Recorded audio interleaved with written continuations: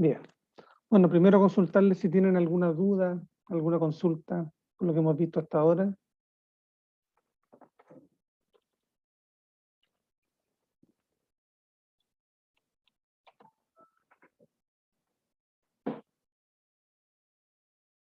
¿No? Ninguna. Bueno, recordar de lo que estamos viendo, lo que alcanzamos a ver antes de la semana que tuvieron de vacaciones, está relacionado con estadísticas descriptivas. Y vimos que para poder describir cierto un conjunto de datos, esta estadística es sobre un conjunto de datos, y esta descripción, para que sea completa, ya tiene que estar basada en tres criterios, tres dimensiones, que son la posición,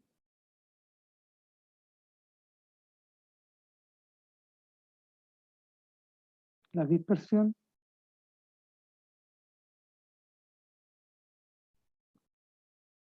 y la distribución o la forma. Y que podemos describir entonces mediante ciertos índices, ciertos valores numéricos que representan entonces el, el lugar donde se encuentran los datos, el valor máximo, el mínimo, el promedio, la mediana, la varianza, la desviación estándar, el coeficiente de asimetría, el coeficiente de Kurtosi, etc. O sea, todo ese conjunto de información nos va a permitir, al echarle una ojeada a esa información que podemos rescatar o que nos puede entregar algún software de análisis estadístico, el saber cómo se comporta ese conjunto de datos, y al saber cómo se comporta, vamos a poder compararlo, vamos a poder tomar decisiones respecto a, no sé, pues si queremos aumentar la producción, si tenemos que subir una variable, tenemos que bajar una variable, cómo poder controlar ciertos aspectos. Entonces nos van a permitir, como les comentaba siempre, es ayudarnos a tomar mejores decisiones. Con respecto a la posición, vimos que estaban los de tendencia central,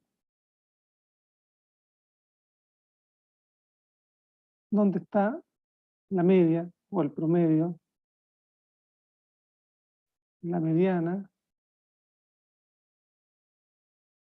y la moda. Y vimos también cómo calcularlo mediante las fórmulas clásicas, a través del Excel y también a través de la presentación de los datos cuando se encuentran agrupados en una tabla de frecuencia. Y vimos también lo que corresponde a los distintos cuantiles, como los deciles, los quintiles. ¿Aló? ¿Me perdieron? Sí, se quedó cortado por un tiempo.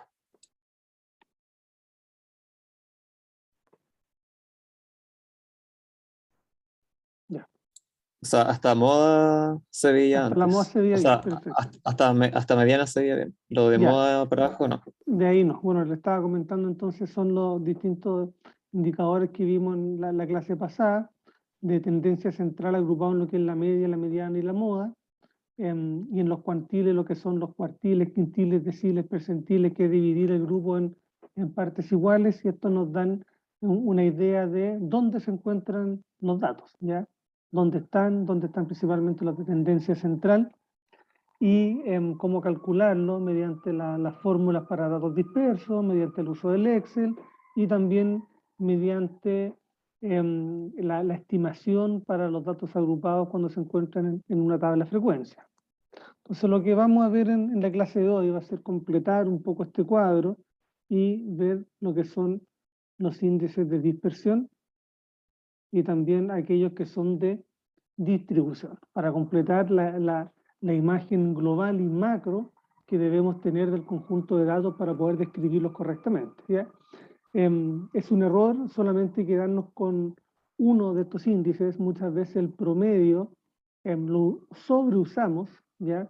Más de lo necesario, lo vemos frecuentemente en las noticias, en la prensa, en el cual se destaca mucho el valor de promedio de las cosas, pero ese valor promedio sin saber también cuál es la dispersión y cómo se distribuyen esos datos, la verdad es que no nos permite tomar las mejores decisiones respecto a el la descripción de un conjunto de datos. Entonces nunca podemos desligarnos de además las otras áreas como son la dispersión y la distribución. O sea, aquí, esto acá, tienen que estar aquí, voy a poner acá, imaginémonos esto una cadena en el cual vamos a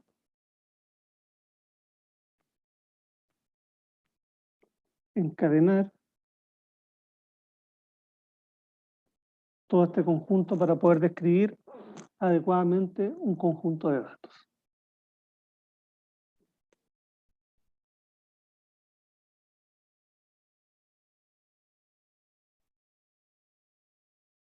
Entonces, con respecto a la dispersión, tenemos el rango, que lo habíamos visto cuando construimos la tabla de frecuencia, que es la diferencia entre el máximo y el mínimo. Entonces aquí lo que estamos viendo en realidad, al ser esta diferencia, es un poco la distancia, ¿ya cierto? La distancia donde se encuentran acotados ya dentro de mi escala numérica, la variable que puede tener, no sé, de menos infinito a más infinito dentro de ciertos valores, las cifras, mi conjunto de datos dentro de todos los posibles valores donde se encuentra, ¿ya? O sea, lo encuentro acotado dentro de esta zona. En la zona, entonces, por lo tanto, en el cual yo voy a encontrar mis valores. Y eso va a ser importante porque me va a definir, entonces, dónde están. O sea, no sé, pues, si, por ejemplo, estamos midiendo la temperatura y la temperatura, supongamos, es la temperatura ambiente, acá en la zona primaveral irá desde los 5 grados hasta los 25 grados. Ese va a ser nuestro rango en el cual nos vamos a mover. Y eso nos va a permitir, que lo vamos a ver un poquitito más adelante también, en lo que es la detección de datos anómalos y ver qué hacemos con esos datos anómalos cuando tenemos alguna cifra que se encuentra fuera de este rango.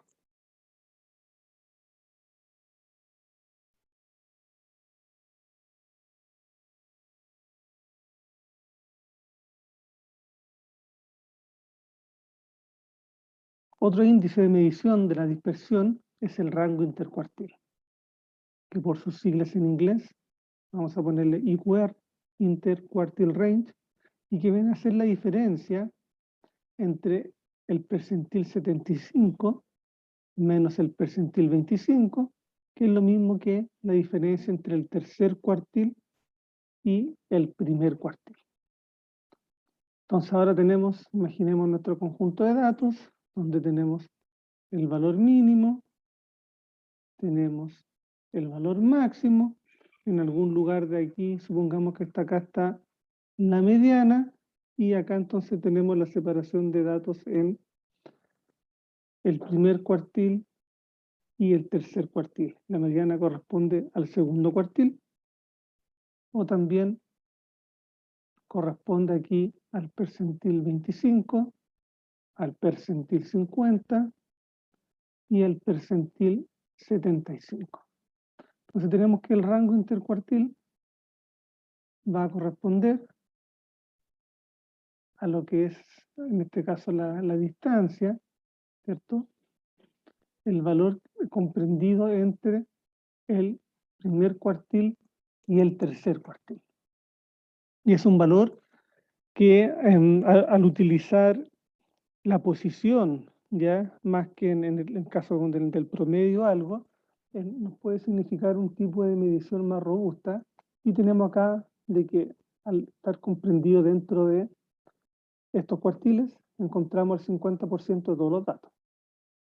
Acá tenemos el 25% de los datos y acá tenemos el otro 25%. Entonces también nos va a dar una medida que nos permite decir, ok, el 50% de los datos centrados en torno a la mediana, ¿dónde se encuentran?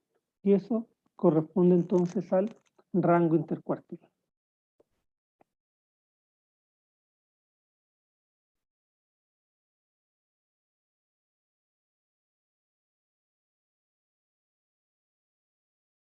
Y la varianza va a ser casi nuestra estrella a lo largo de todo el semestre. La vamos a usar bastante, por lo tanto es sumamente relevante de que entendamos su significado y que lo comprendamos bien desde el comienzo. Y la varianza es un índice que nos va a permitir entonces, como dice la palabra, ¿cierto?, determinar la variabilidad que tienen los datos, pero con respecto a una medida de tendencia central, como es la media. Entonces la varianza es la variación del conjunto de datos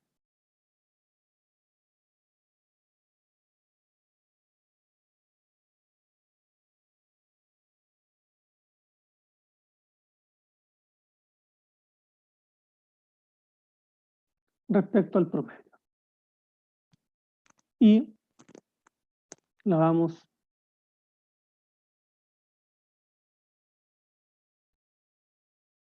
a utilizar la letra S o la letra sigma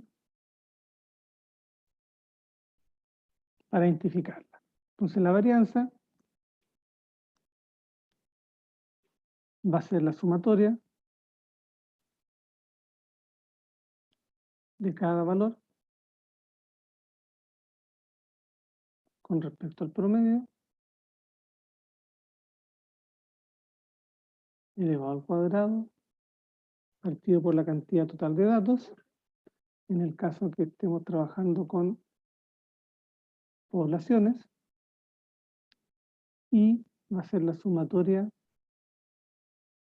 de cada dato con respecto al promedio elevado al cuadrado partido por n-1 en el caso de que trabajemos con valores que corresponden a una muestra. Entonces aquí recién tenemos, ¿cierto?, nuestro primer indicador de que existe una diferencia en la forma de calcularlo cuando estemos hablando de una población o cuando estemos hablando de una muestra. Ya aquí, más que esto acá, voy a poner este ya corresponde a la media poblacional y este n de acá, para hacerlo distinto también, vamos a ponerlo con un n mayúsculo. Entonces la diferencia entre una población y una muestra corresponde a que la muestra es un subconjunto de la población. Ojalá la muestra sea lo más representativa de la población, pero en un par de clases más vamos a ver algunas teorías de muestreo, y especialmente con el tema de la aleatoriedad y las probabilidades de cómo obtener entonces de que esta muestra sea representativa de la población y en las cantidades un poco que deberíamos considerar para los experimentos que queremos diseñar. Pero este n-1, o sea, la única diferencia que tiene uno con respecto al otro, es que la muestra lo estamos dividiendo por n-1, y esto es porque generalmente el valor muestral que obtenemos de la varianza subestima el valor de la varianza normal. Entonces, si tenemos, supongamos que en la población, ¿cierto?, tenemos un montón de datos, voy a suponer acá de que tenemos acceso a toda la población y esta población n muy grande, ¿ya?, nos da una varianza de 10 unidades cuadradas. Al sacar los datos ahora de una muestra, si no utilizamos el n partido por 1, o sea, si dividimos la sumatoria del promedio menos el promedio de la muestra al cuadrado por n, esto probablemente me va a dar un valor menor a 9, perdón, menor a 10.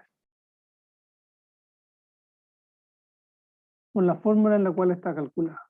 Entonces el n-1 lo que simplemente hace es una forma de compensar para que el valor que obtenemos a partir de la muestra se asemeje lo más posible al valor que conocemos de una determinada población.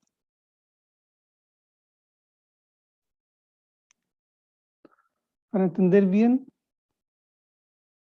lo que es la varianza, y dado que ¿Profe? estamos... ¿Sí? ¿Con una muestra se refiere a una clase? No, con una muestra me refiero a una parte de la población. Tenemos, Ya. ¿ya? Podríamos tener un conjunto enorme que corresponde a la población, donde tenemos muchos individuos con un número muy grande, pero generalmente, más que generalmente, casi siempre, los datos con los cuales nosotros vamos a trabajar van a corresponder a una parte de esta población. Entonces supongamos que todos estos datos de acá corresponden, la población es todo el universo. Son todos los posibles valores que puede tomar una determinada variable. Imagínense todas las mediciones históricas en el tiempo posible, con todos los posibles, o sea, todo lo que uno puede existir al tomar una variable, esa es la población. En cambio, la muestra corresponde a un número más reducido. De nuevo se cayó. Estamos con problemas para eso hoy día. ¿Dónde quedé? ¿Dónde quedaron? En que casi siempre se trabaja con muestras. Ya, y que la muestra entonces vamos a decir aquí de que es un subconjunto, es una parte de la población, es más acotado, y la población representa el todo el universo, todos los posibles valores que pueda tener esa variable en el tiempo, en la historia, en todas las posibles mediciones que se puedan realizar.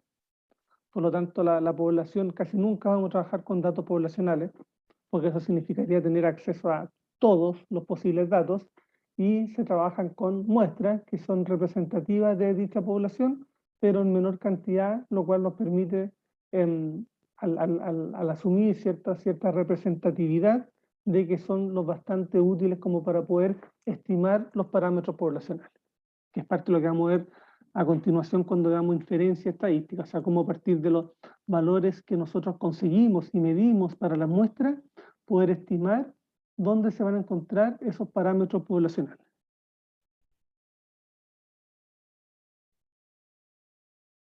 Entonces ahora que estamos entrando ya muy cercano a la primavera, voy a utilizar un ejemplo que a mí me gusta mucho, que es que tiene que ver con, supongamos tenemos acá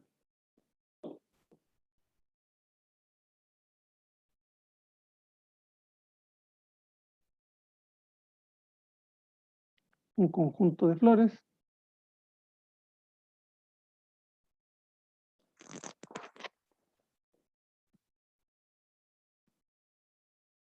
y tenemos una medición de ellas. Voy a poner acá.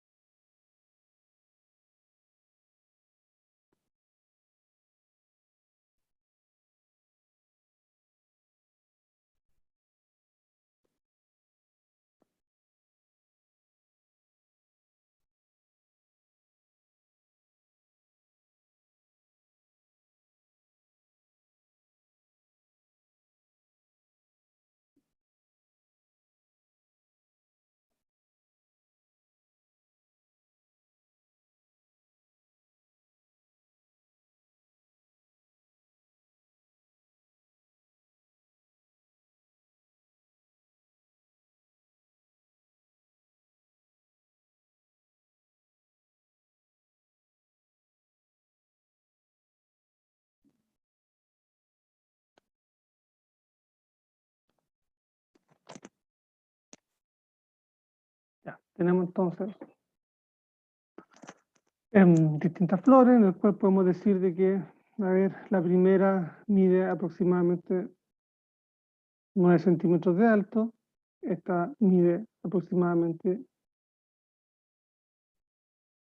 16, esta podríamos decir que mide aproximadamente 11, esta de acá 10 y esta de acá 17, ¿ya? Para hacernos una idea de la estatura. Entonces, tenemos en este caso n igual 1, 2, 3, 4, tenemos 5 datos, sabemos que el promedio, ¿cierto?, es 9 más 16 más 11 más 10 más 17 dividido en 5, y eso es igual a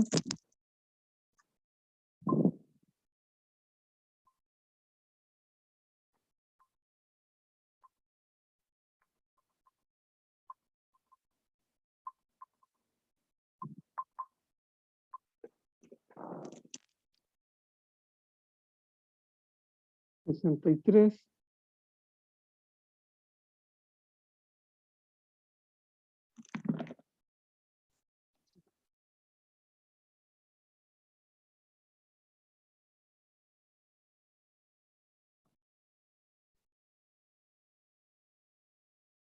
Me perdí.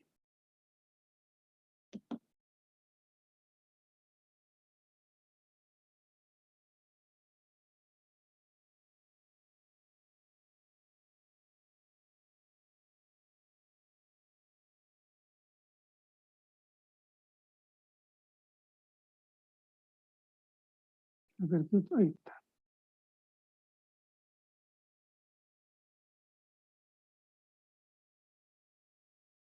Ya, perdón. Entonces esto era igual a, ¿quién se acuerda?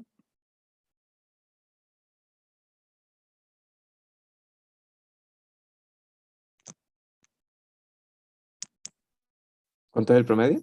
¿Sí? 12,6 Ya, gracias. 12,6 ¿qué?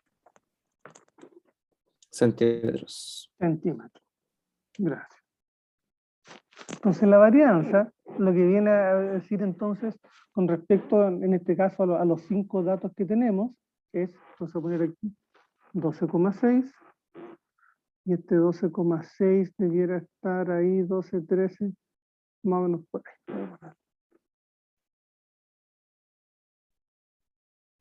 Entonces ahí corresponde al valor promedio, que es igual a 12,6 centímetros. Entonces la varianza, lo que viene a describir en este conjunto de datos es cuál es la distancia del conjunto de datos con respecto a este valor central que es la media. Entonces, en realidad, cuál es la distancia que existe entre ese punto y ese punto, entre ese y ese, entre ese y ese, entre ese y ese, entre ese y ese, y ahora en el conjunto de todos los datos. Entonces, por eso es que utilizamos la sumatoria, ¿cierto?, de cada uno de los valores con respecto al valor promedio, y el elevado al cuadrado, este elevado al cuadrado es simplemente para que no se me anulen, porque aquí tengo tanto, voy a tener valores que están, podríamos decir, por debajo o negativos quizás, y valores que están arriba y que están positivos. Entonces, si yo tengo en sumatoria los valores positivos igual a la sumatoria de los valores negativos, se me van a anular y voy a tener entonces que la variación general podría estar cercana a cero. Entonces, para evitar eso y no utilizar el valor absoluto, ¿ya?, que complica el uso algebraico y matemático de cualquier fórmula, es que se utiliza entonces el elevado al cuadrado. Entonces, el elevado al cuadrado aquí lo que hace es asegurarnos, ¿cierto?, de que siempre nos dan una cifra positiva. Por lo tanto, la varianza siempre va a tener un valor positivo. Y vimos entonces de que en este caso, al tratarse de una muestra, al tener pocos datos, lo vamos a dividir por n-1. Ahora, ¿cuál es el valor que nos va a dar acá? Nos va a dar entonces, esto va a ser 9 menos 12,6 al cuadrado más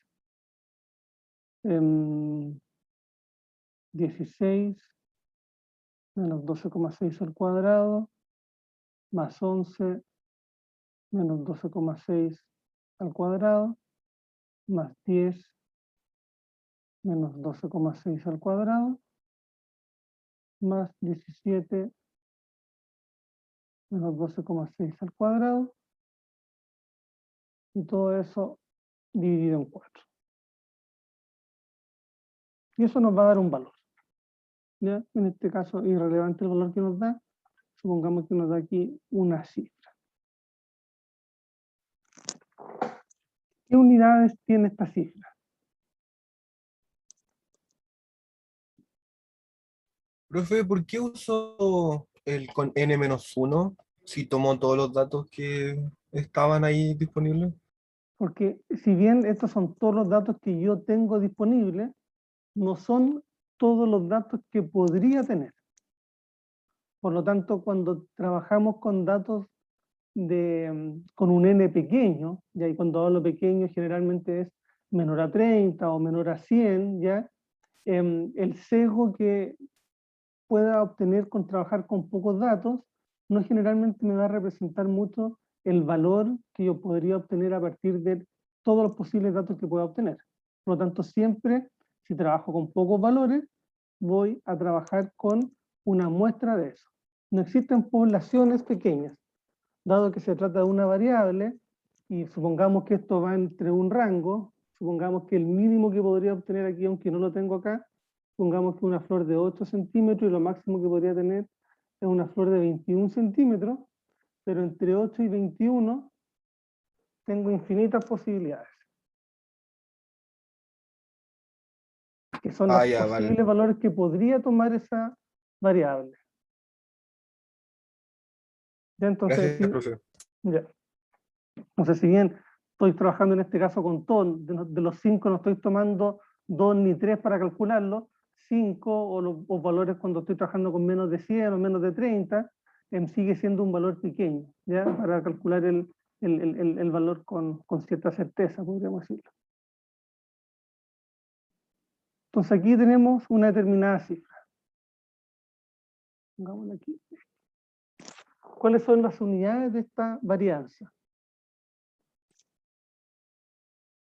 ¿Centímetros cuadrados? Centímetros cuadrados.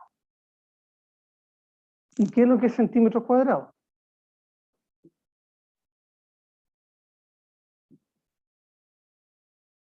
¿Área?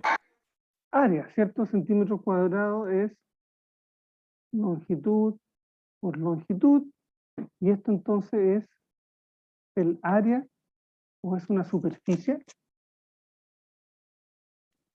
¿Qué pasa si en vez de estar trabajando con centímetros, ahora yo estoy trabajando con presión?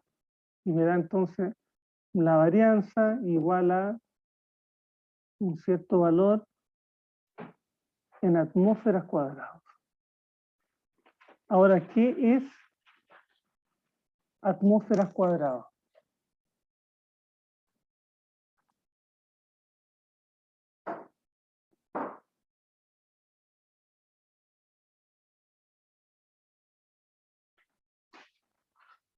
¿Qué representa atmósferas cuadradas? ¿O qué representa Kelvin cuadrado?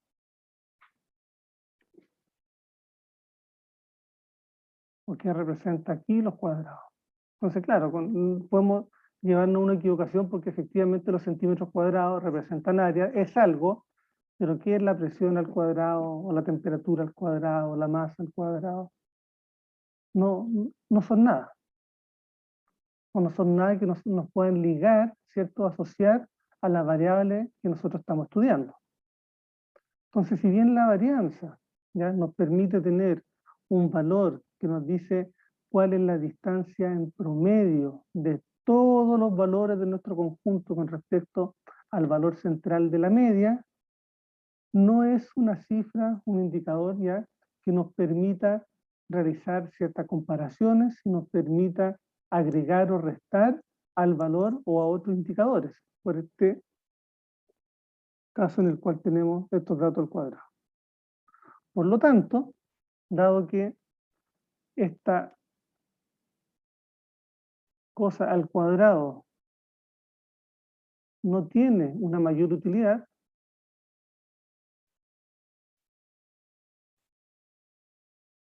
¿qué es lo que podríamos hacer para eliminar ese cuadrado?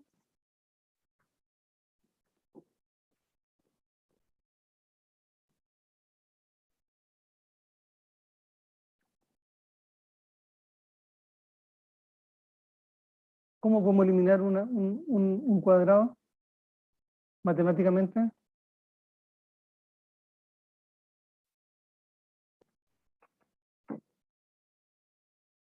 Se nos volvió a cortar.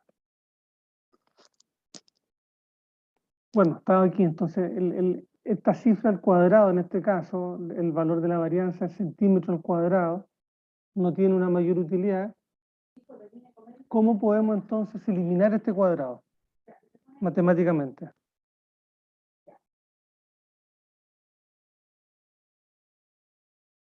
Habían dicho antes la raíz cuadrada. La raíz cuadrada, gracias, que no lo había escuchado. Entonces, aplicando aquí la raíz cuadrada, ¿cierto? De este centímetro al cuadrado. Esto nos queda ahora en unidades de centímetro.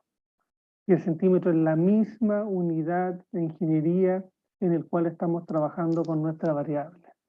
Entonces aquí, al utilizar la raíz cuadrada de la varianza, lo que obtenemos es la desviación estándar.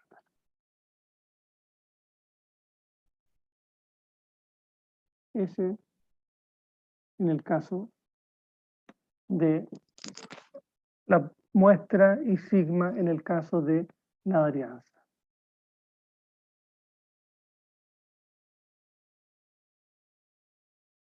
Entonces la desviación estándar no es otra cosa que la raíz cuadrada de la varianza. Y es simplemente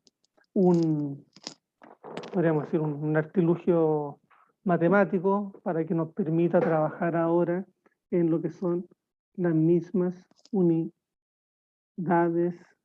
de ingeniería de la variable. Pero en el fondo está representando lo mismo.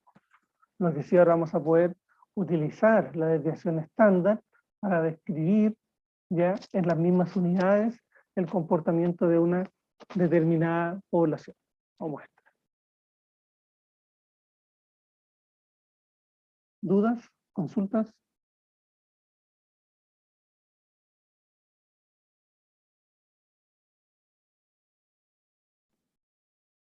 No, disculpen, se volvió a caer.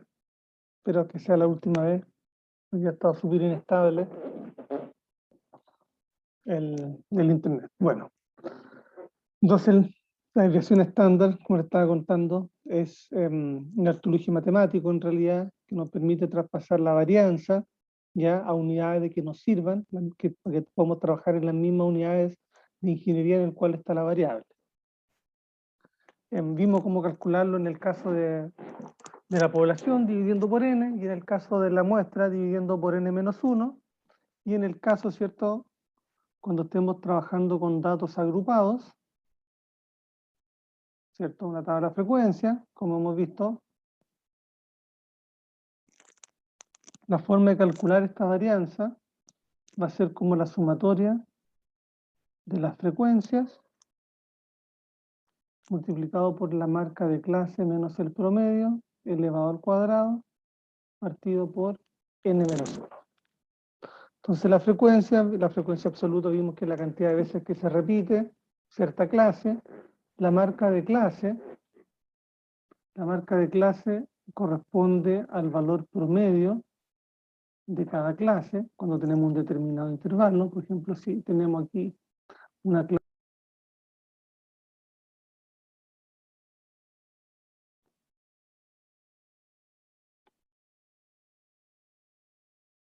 bueno, nuevamente se cortó. Ya, filo.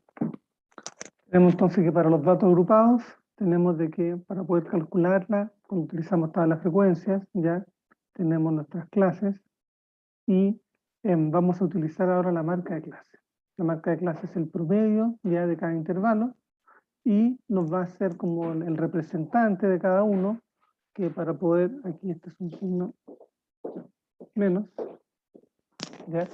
Utilizar la marca de clase con el valor promedio. Recordemos de que el promedio en este caso es la sumatoria de las marcas de clase por la frecuencia partido por n. Por lo tanto podemos entonces obtener mediante el uso de esta fórmula el valor de la varianza cuando tengamos solamente acceso a lo que son los datos agrupados a través de una tabla de frecuencia.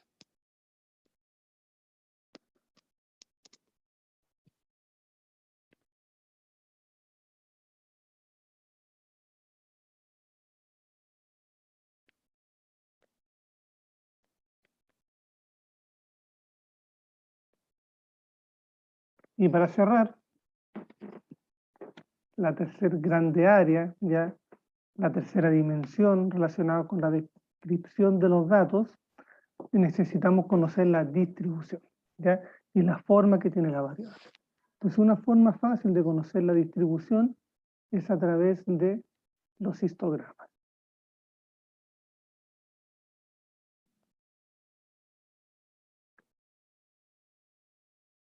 Que es la gráfica de barra de las frecuencias. Entonces, a través de la distribución, nos va a permitir, por ejemplo, si yo tengo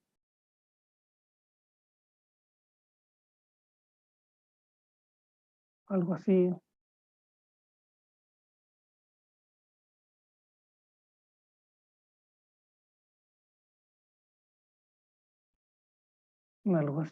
puedo tener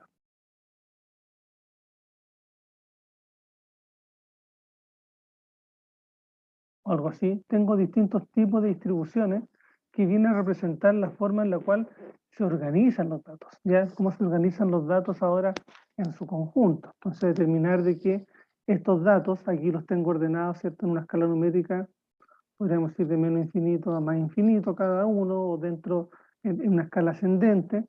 Tenemos aquí en todo caso que estos datos entonces tienen, podríamos decir, un comportamiento ascendente. A medida que aumenta el valor de la variable, ya la cantidad de veces que se repiten esas clases es mayor.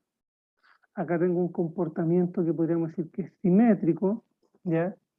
Y que a medida que nos acercamos aquí a un valor de tendencia central, que podría ser la mediana o que podría ser el promedio, aumenta la cantidad de la frecuencia, y a medida que nos alejamos hacia los extremos va disminuyendo. ¿Ya? Esto podría ser el caso de una distribución normal. Y podemos tener otro caso también, y muchos otros casos, en el cual a medida que cambiamos de las clases, van aumentando el valor que le atribuimos a esa variable, no existe un incremento, una disminución en la cantidad de datos que tenemos agrupados en cada uno de estos intervalos, lo que vendría a describir en este caso una distribución uniforme. Entonces vamos a ir viendo que existen muchos tipos de distribución, ya existen distintos modelos matemáticos ya para poder describir luego la distribución de los datos, pero ahora lo que nos interesa principalmente con la estadística descriptiva es conocer la forma de los datos.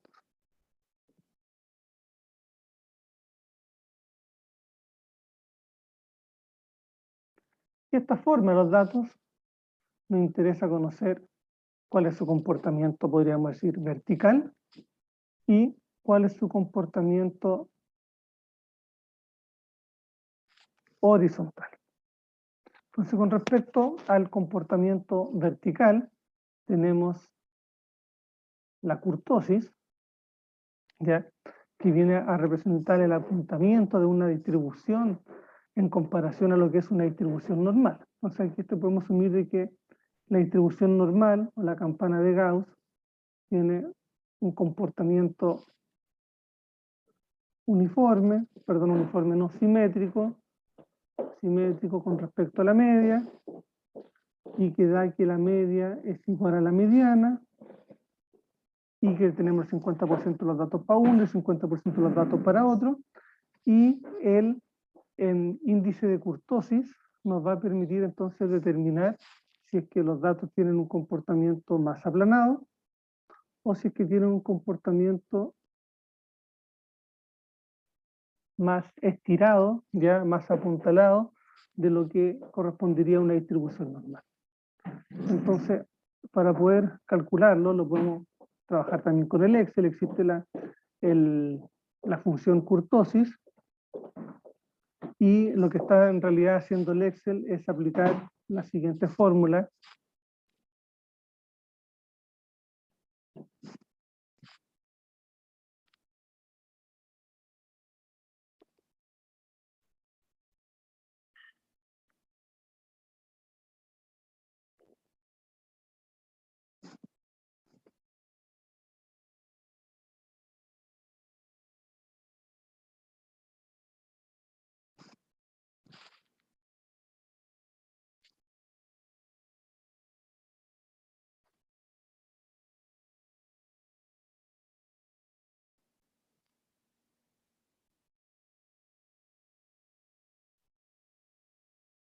Que vendría a ser el cuarto momento ya de lo que es la desviación típica. Entonces, podemos tener tres escenarios, ya en cuanto a este valor de acá es igual a 0. Eso significa de que el índice de kurtosis es igual al de una distribución normal.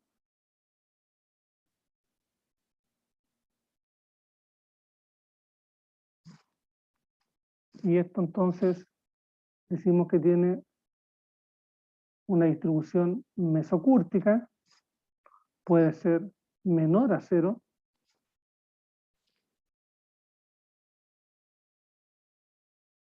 en el cual tiene una distribución, podríamos decir, más plana, y a esto lo vamos a llamar platicúrtica, o puede ser mayor a 0, en el cual tiene una distribución alta o leptocúrtica. ¿Ya? Entonces la kurtosis nos permite entonces ver cuál es la altura, si es que la distribución es mayor en altura o menor, más plana, en cuanto al valor que debiera tomar una distribución normal. Entonces nos permite movernos en la dimensión, podríamos decir, del eje Y, ¿ya? Alto y bajo. Para el caso de la otra dimensión, ¿ya? A lo ancho, ¿ya? Tenemos lo que es la asimetría. Y la asimetría nos va a indicar entonces si es que la distribución de los datos es igual con respecto al valor central. Entonces vamos a tener una simetría, tenemos que este es nuestro valor central, nuestra media, un tipo de distribución normal, ya campana de Gauss, pero no necesariamente significa de que al tener una simetría significa de que vamos a tener una distribución normal, porque podemos tener, por ejemplo, una distribución de esta forma, que es simétrica con respecto a la media, pero no sigue una distribución normal. Por lo tanto, no porque nos dé una simetría, en este caso, y cercano o igual a 0, significa que los datos se distribuyen normalmente. Tenemos que también ver en su conjunto cómo es con los otros indicadores. Entonces, el coeficiente de asimetría también lo podemos calcular con el Excel, ya con la función coeficiente asimetría, y este va a ser en realidad n-1 multiplicado partido por n partido por n-1 por n-2 por la sumatoria de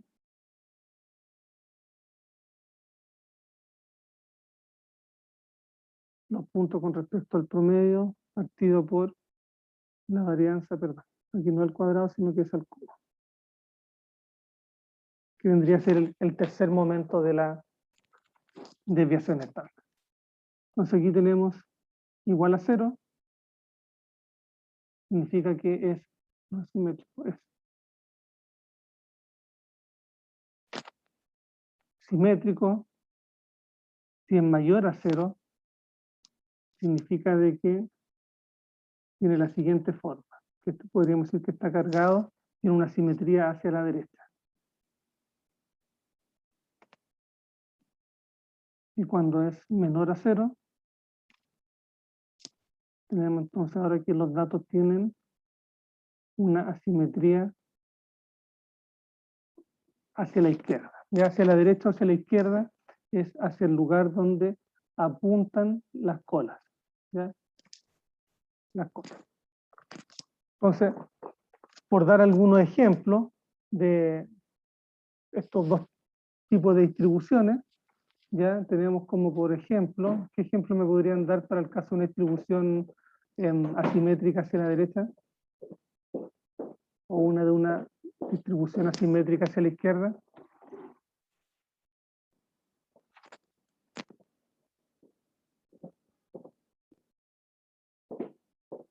De un conjunto de datos, cualquiera.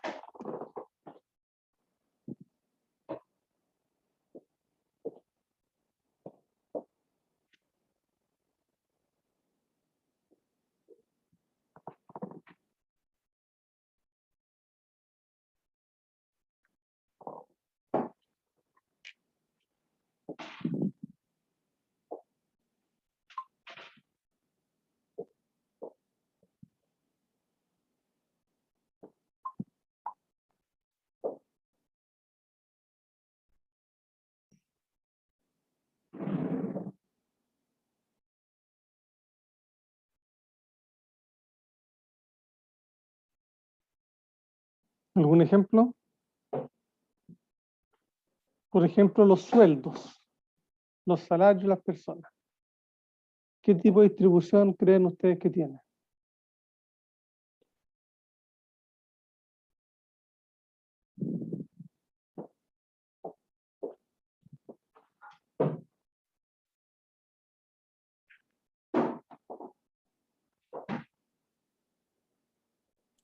Como el primer ejemplo. Como el primer ejemplo. O sea, que tienen una simetría hacia la derecha. O sea, que tenemos efectivamente los sueldos, porque si lo medimos en cantidades, por ejemplo, de personas, probablemente existen muchas personas que tienen un sueldo, pocas tienen sueldo muy bajo, muchas tienen un sueldo más tirado para abajo, pero existen personas, pero en menor cantidad, que tienen sueldos muy altos. Un ejemplo de la segundo tipo de distribución.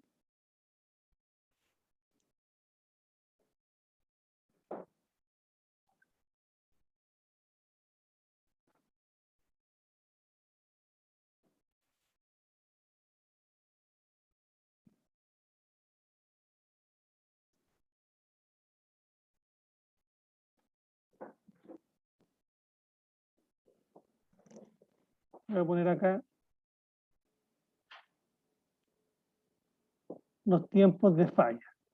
¿Ya? Supongamos que tenemos un producto y aquí esto está representado por el tiempo y la cantidad de fallas, la frecuencia.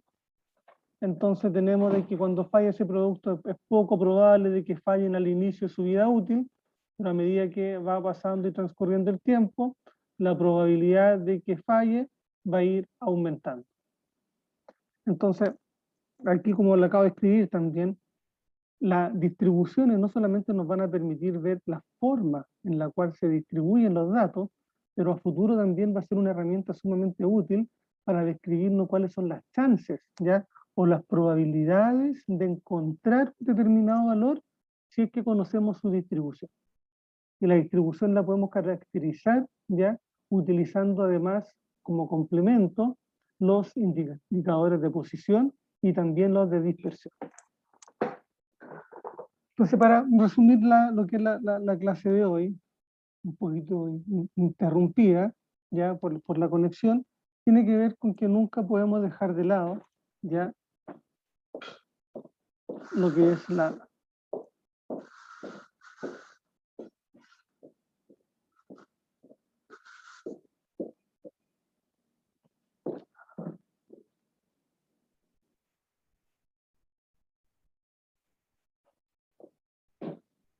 posición,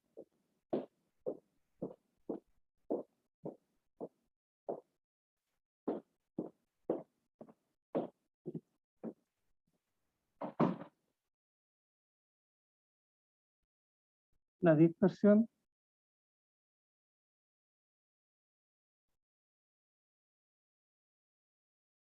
ni la distribución. ¿Ya? Cada uno de estos tres va asociados, van agrupados. Si queremos describir y conocer el comportamiento de un conjunto de datos, tenemos que necesariamente conocer ya estas tres dimensiones. ¿Ya? La posición principalmente podemos utilizar quizá el promedio o la mediana. En la dispersión probablemente utilicemos la desviación estándar, y en la distribución el conocer cuál es la forma que tiene, ¿ya? Si es que los datos están cargados hacia un lado, si es que están cargados hacia otro lado, y eso nos va a permitir también posteriormente jugar con lo que son las probabilidades y también con lo que es la inferencia y estimar los datos poblacionales. En la próxima clase, ya vamos a hacer al comienzo un pequeño ejercicio para ir viendo cómo calculamos todos estos índices con la ayuda del Excel y las distintas herramientas que tiene, interpretando también algunos datos ya de una determinada variable, y vamos a ver algo que es sumamente importante, ya que tiene que ver con la detección ya de lo que son los datos anómalos o los outliers. Eso lo vamos a dejar entonces para la siguiente clase. ¿Alguna duda, alguna consulta? Sí, profe, pero es de como el programa del curso. Ya, sí, dime. que estaba viendo el programa y había una actividad, porque en el documento que subió, los que estaban con azul eran las 5 actividades del ramo, ¿no? Sí, déjame, Y había déjame uno abrir. que decía, Sí, dime. opcional.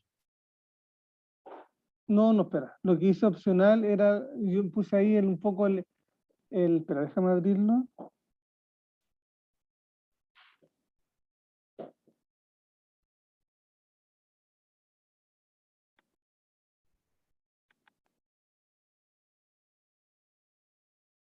Ya. Acá. Esto que tenemos acá, ¿cierto? Entonces ahora estamos aquí, el 21 de septiembre, y aquí tú me dices tú, el del 23 de noviembre, Sí, ese. ya. Estos de acá son las fechas en las cuales yo voy a mandar la tarea. Recordemos que esto corresponde en lo que son, en color azul, son tareas grupales, ¿ya? De 2 parejas, en el cual yo les voy a mandar una tarea y ustedes me la van a responder. Y lo lo que les voy a tomar en realidad aquí el 23 de septiembre, que es el próximo jueves, es lo que hemos visto hasta la fecha, hasta la clase anterior, o sea, hasta hoy día. Aquí va a ser lo que hemos visto hasta la clase anterior, lo que hemos visto hasta la clase anterior, lo que hemos visto hasta la clase anterior. Y aquí esto que aparece aquí opcional en la clase del 23 de noviembre y el opcional que aparece en la clase del 25 de noviembre son estos temas que están en cursiva. Y están en cursiva porque dependiendo del tiempo que tengamos, ya los voy a pasar, pero no son tópicos que estén contemplados dentro del programa, pero que es bueno pasarle una pequeña pincelada, una barnizada que les puede servir cuando tomen ADI avanzado o para otras asignaturas, ¿ya? Pero no son parte del programa, por eso aparecen los que están ahí en cursiva como opcional. Ah, ya que no entendía esa parte. Gracias, profe. ¿Ya? ¿Alguna otra consulta?